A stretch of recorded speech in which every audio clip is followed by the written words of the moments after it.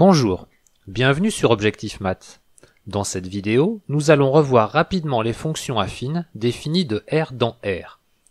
Commençons par donner la définition. On considère une fonction petit f définie de R dans R.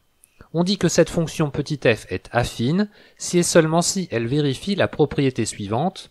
Il existe deux réels a et b, tels que pour tout x réel, on ait la relation f de x égale à a fois x plus b. On peut réécrire cette dernière phrase avec des quantificateurs. Il existe a et b appartenant à R, tels que pour tout x appartenant à R, on ait la relation f de x égale à a fois x plus b. Afin de comparer les deux écritures, je vais vous les donner simultanément. Il existe a et b des réels tels que, et vous remarquerez que dans la phrase quantifiée, le tel que ne s'écrit pas, mais il se dit. Pour tout x réel, ou pour tout x appartenant à R, ça veut dire pareil, on est, encore une fois ce on est ne s'écrit pas dans la phrase quantifiée, mais il doit être prononcé. La relation, vous pouvez ou non prononcer les mots la relation, ils sont là juste pour insister sur le fait que ce qui suit est une relation. F de x égale à a fois x plus b. Tant qu'on parle des quantificateurs, faites très attention à l'ordre dans lequel vous les écrivez. On vient de voir qu'une fonction est affine si et seulement si il existe a et b des réels, tels que pour tout x réel, on ait la relation f de x égale à a fois x plus b. Posons-nous alors la question suivante. Quelles sont les fonctions petit f définies de R dans R, vérifiant la propriété pour tout x réel, il existe a et b des réels, vérifiant la relation f de x égale à a fois x plus b. J'ai seulement interverti les deux portions de la phrase quantifiée marquées ici en couleur. Et pourtant, toutes les fonctions vérifient cette deuxième phrase quantifiée. Autrement dit, cette deuxième phrase quantifiée ne caractérise plus rien du tout. L'ordre des quantificateurs change à peu près toujours le sens de la phrase. Définissons maintenant les fonctions linéaires. Soit f une fonction définie de R dans lui-même. On dit que f est linéaire si et seulement si elle vérifie la phrase quantifiée. Il existe a un réel, tel que pour tout x réel, on ait f de x égale à a fois x. Une fonction linéaire est un cas particulier de fonction affine. Passons au graphe d'une fonction affine. Si f est la fonction qui a x associe a fois x plus b où a et b sont deux réels fixés, le graphe de petit f est l'ensemble noté G formé des couples xy de réels vérifiant y égale à a fois x plus b. Le graphe d'une fonction affine est une droite du plan R2. Dans le repère canonique de R2, les représentations graphiques ressembleront donc à ça. Notez que petit b est égal à f de 0. B s'appelle l'ordonnée à l'origine.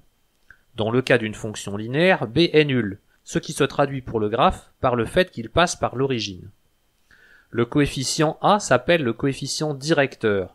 Il est égal à la tangente de l'angle θ, formé par l'axe des abscisses et le graphe de petit f. Si on considère deux points distincts de coordonnées x indice 1, y indice 1 et x indice 2, y indice 2 sur le graphe de petit f, alors petit a est égal au quotient y indice 2 moins y indice 1 divisé par x indice 2 moins x indice 1.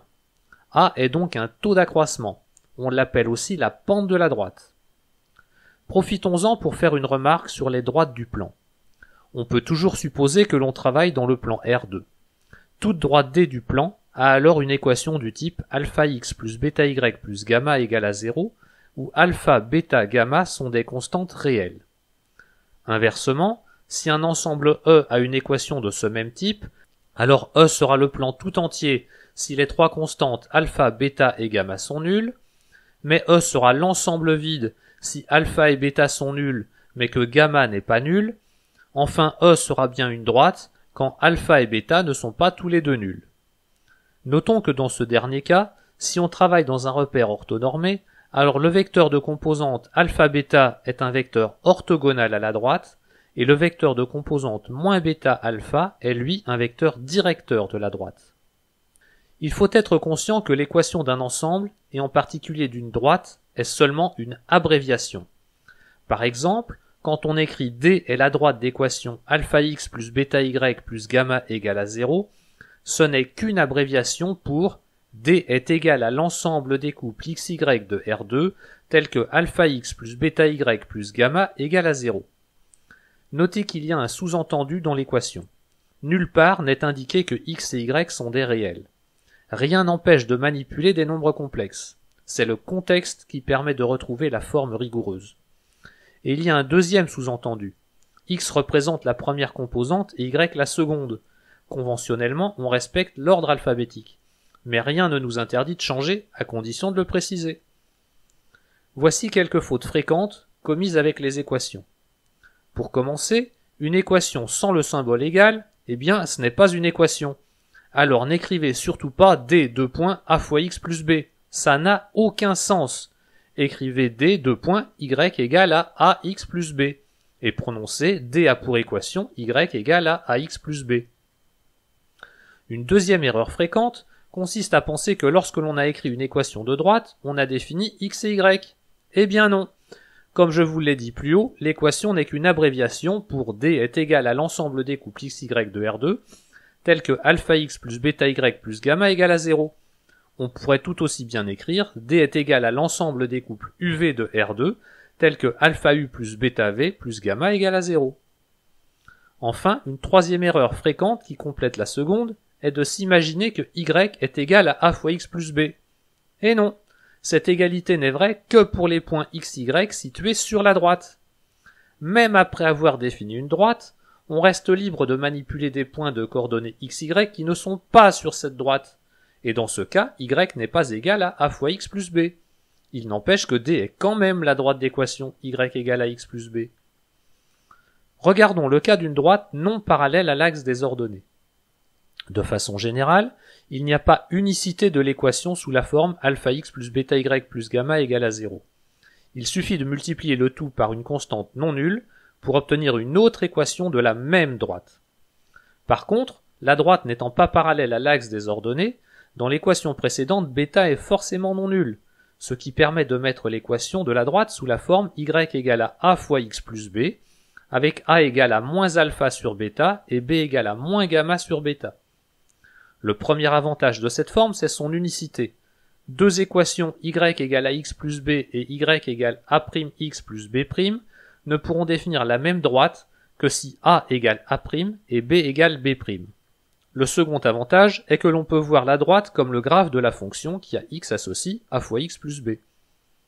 Au contraire, une droite parallèle à l'axe des ordonnées n'est le graphe d'aucune fonction.